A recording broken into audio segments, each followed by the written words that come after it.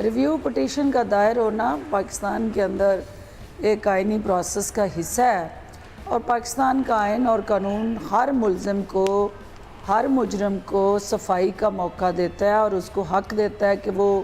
کسی بھی فیصلے کے خلاف رجوع کر سکتا ہے اور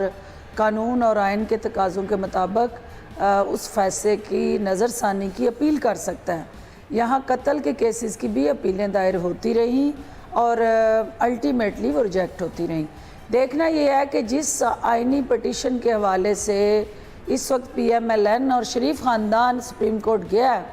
وہ کیا استدعا کر رہا ہے، کیونکہ سپریم کورٹ کا 5 رکنی جو بینچ تھا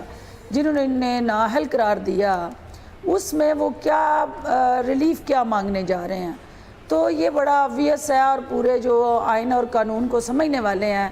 مجھے یہ بتا دیں کہ جس بیس پہ نواز شریف نااہل ہوا ہے، اس بیس پہ کوئی دنیا کا آئین اور قانون اور اسپیشلی پاکستان کی جو